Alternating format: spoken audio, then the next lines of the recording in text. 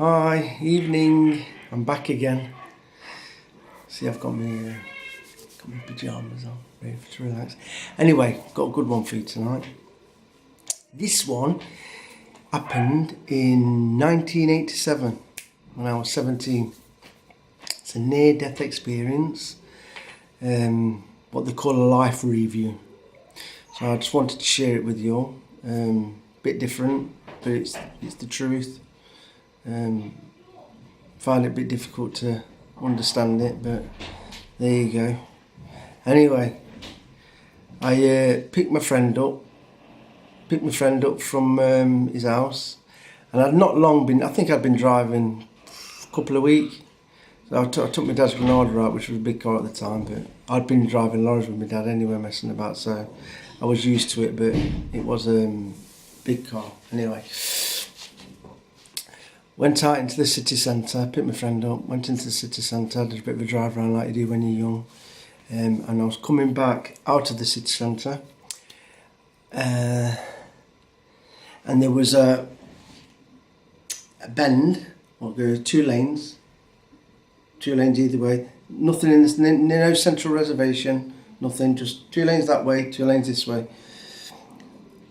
And it goes round to the left, then goes over a train bridge, then down, and there's a set of traffic lights.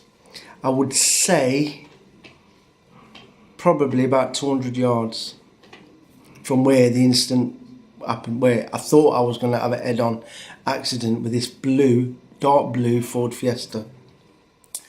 What was happening, there was a bus, and I was behind the bus, and I went to overtake the bus. And as I was sort of a little bit hesitant, wasn't too sure, and as I went round the bus was going so fast, well at the time it seemed fast, it was coming out of its lane, bending over, the bus was pulling right over. And all I remember was a dark blue Fiesta coming towards me. And at the point when I thought, I really did think I was going to hit this car head on, because I sort of had to go a bit to the right, just a big flash. It was like one of those big cameras, like the old-fashioned ones where like you see in the Western films, where they put the big black cloak over and everything. It was a big flash, the purest white light you could think of. Went, poof. That was it. Now from then, all I seen was like one of those old-fashioned films, black and white on a reel. It was going. I know it sounds a bit like I'm not doing a machine gun impression, but that sounds like it was going brrr, and all the film was just scrolling, and it was all my life, anything you could think of, it's my whole life, and I went right back into my mum's stomach, to her belly, and it was the most weirdest thing. But at the time, it was just, I don't know, I was just somewhere, I don't know what happened, but I was just somewhere else. But the funny thing is about it, although all that happened, I had got the car, and I drove around nearly 200 yards, round this bend, over the train bridge, and I stopped in the right-hand lane at the traffic lights. I have no idea whether I was driving the car, whether I fainted, whether I collapsed, whether my heart stopped, whether somebody took control of the car. But I was at the traffic lights, and the only thing I heard, what sort of brought me round, was a load of beeping, cars beeping, but I didn't know it was cars beeping at the time. And I sort of come round, and I really didn't know where I was all dazed and everything. And I heard my friend say, "What the effing hell happened to you?" And I turned round to him, and he had his back on the car door, crying. He was frightened to death. He had his back on the car door, looking at me, and I was that dazed. I didn't know whether I was coming or going. And I went, what? I don't know what. Where am I? What? I really didn't know what to say to him. And he had all water all in his eyes. It was coming out of his eyes. He was so scared.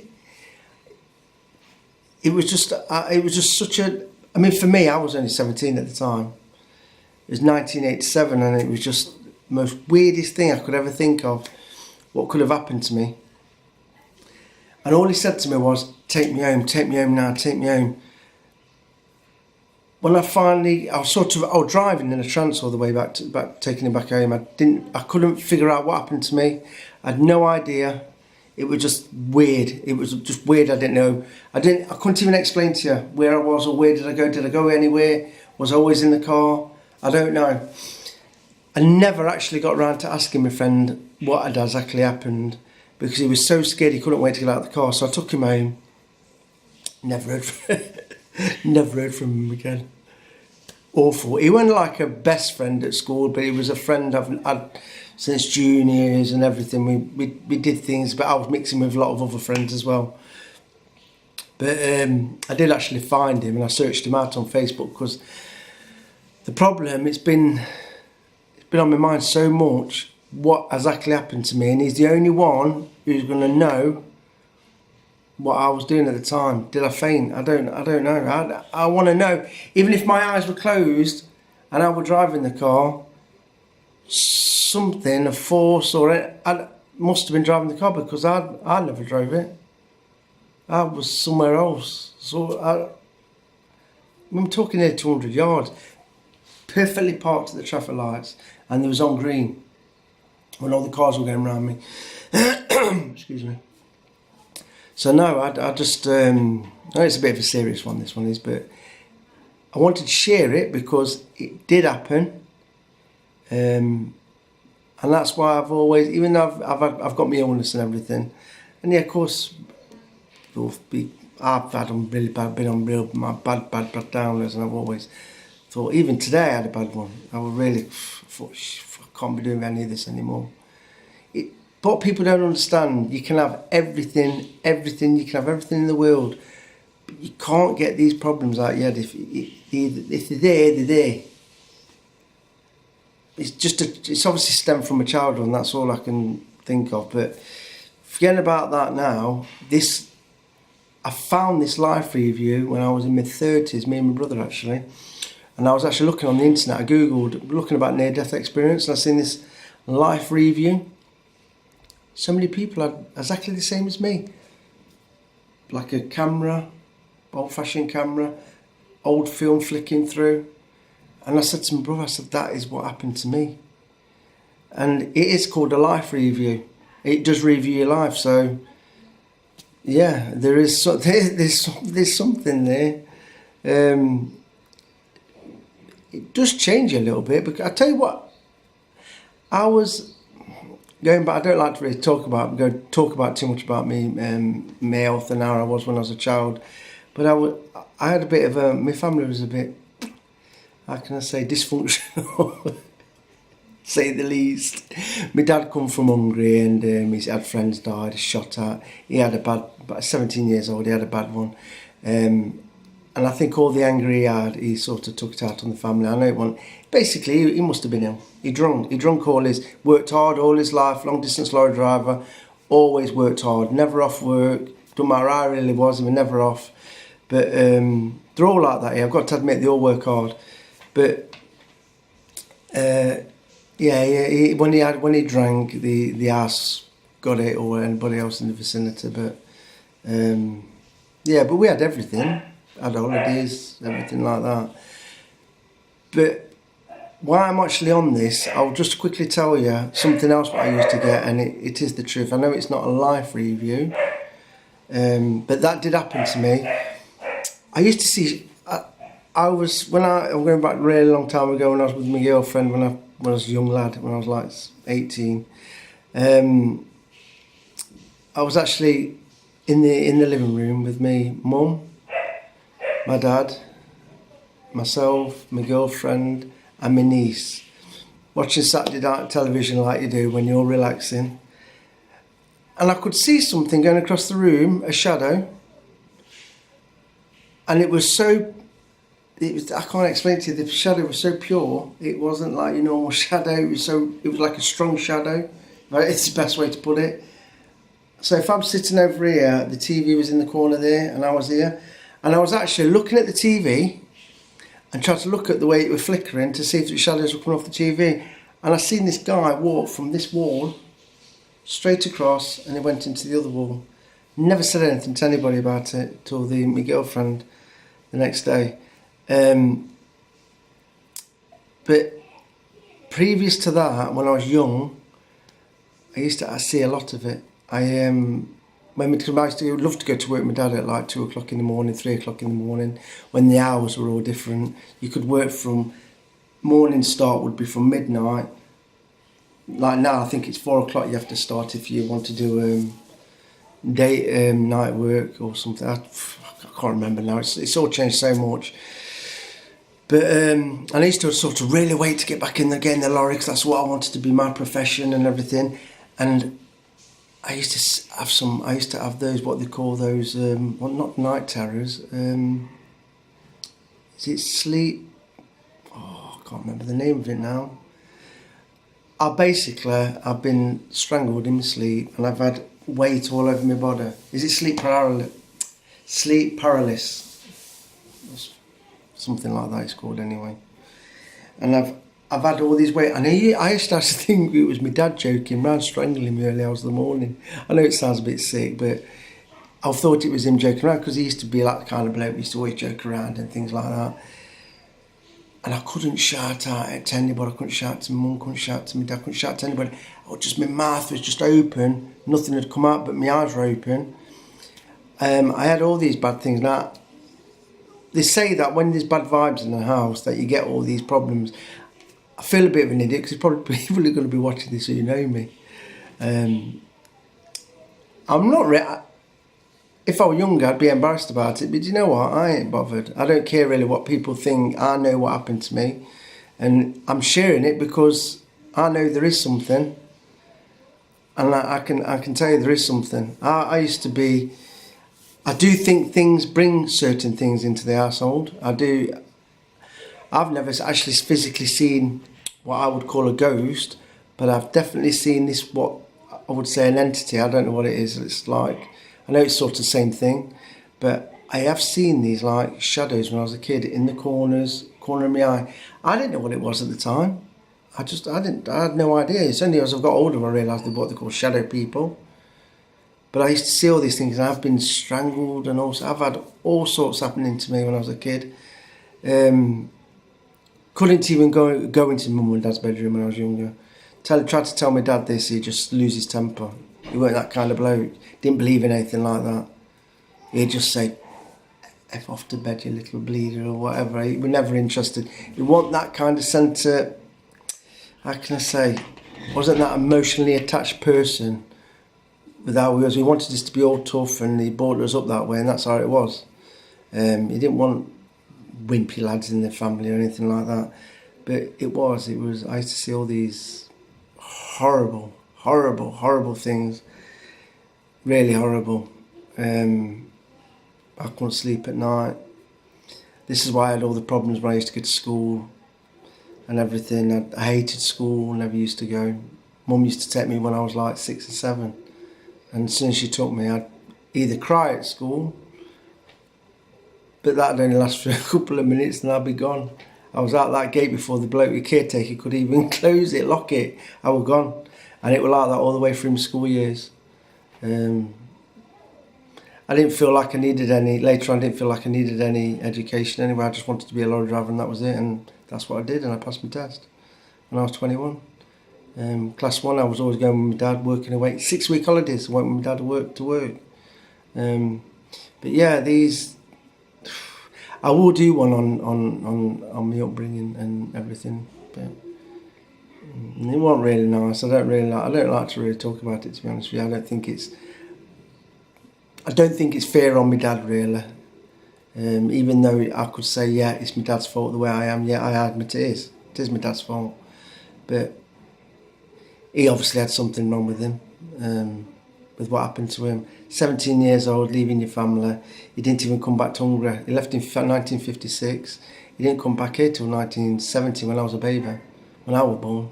It's like 71. So they thought he was dead with the uprising when the Russians attacked. Granddad was in prison. He killed 3 or 4 Russians. So my dad had the hatred against his own dad. So there was my mum. My dad had a sister. Just a bad just one of those things. It's them kind of days. I mean, you got to bear in mind, Hungary was well behind we ever was in England, but you know, the uprising was bad. I mean, everybody knows, you can look at it on the internet, the Hungarian uprising in 1956. I mean, he didn't really arrive into England as Skegness till, I think it was about 1957. Took about a year. Yeah, he had all these tattoos done on the boats and on the boat. You know, he was in Czech Republic, Austria, but he was everywhere in Europe, working for people, families, doing things. Just tried to get the bit of bread and butter, whatever they could. Just tried to live, really. But yeah, he had a few friends died. I've spoke to people here because I'd like to know more of the history, because my dad, something my dad didn't really want to talk about. It wasn't very nice. Most Hungarians who even come to England, a lot of them are alcoholics, a lot of them hung themselves, committed suicide. That's how it is. There's so many depressed people here. It is quite a depressing. A lot of them have a depressed nation, shall I say? I mean, even on the street, I've spoke to people. Hey, my dog's here, Suki. Hey, Suki.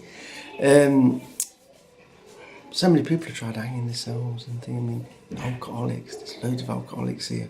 I know. I mean, I don't think it can ever be worse than England because we've got the money and everybody's always drunk at pubs. It's not like that. Pubs aren't packed out here. It might be in Budapest, but not in these little towns. People drink, and they tend to try and drink at home and everything. A lot of them are struggling. They don't earn anything like the money what we earn. It's probably the odd well-off family, and that's how it is. Probably could count the well-off families on the two hands, and that would be it in this town of 30,000 people. But no, a lot of them are struggling, really. But yeah, they're quite depressing people, really. But they seem happy. But they do. They seem happy with what they've got. But then they get drunk and try and hang themselves and kill themselves. This guy killed himself across the road there. The house is up for sale. Guy there, he's done a few things. They're like painkillers here, you know. That's what they class as their drugs. They mix it with drink. Painkillers. Yeah, that's what they seem to like to get high on, really. I mean, you have to be careful, like with codeine tablets. I mean, I take them for me. I had bad headache. I get real bad headaches. I take them codeine and paracetamol. I'm not actually not even too sure if codeine is. Well, I know they say you're not supposed to really drive on it. I mean, I have done. Even when I was driving a lorry and everything, they say they can make you sleep. They never really made me sleepy, but if you had the headaches, I know people get bad headaches, but I had proper. If I got stressed, my head would pound.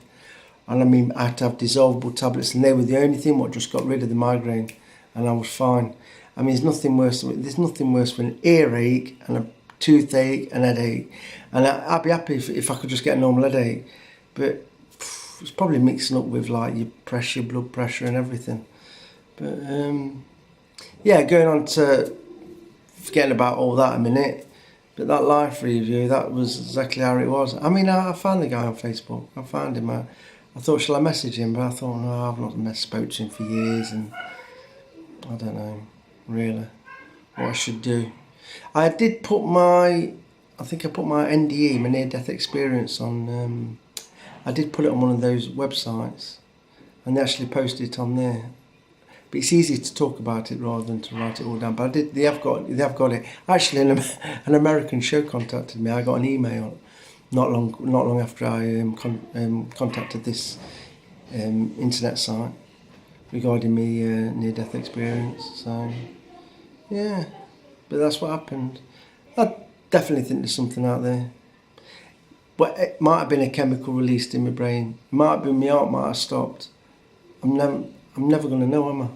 I'm never going to know. All I can do is say what actually I seen. But what's my concern is, how did I get from where I was, from the moment of what would have been the impact, because there was no accident, there was nothing. That car had gone, there was no bump, there was nothing. Must have just scared myself. I don't know, frightened myself that much that my heart stop, or I don't know. Maybe somebody can enlighten me. But there you go. So I thought I'd share that anyway.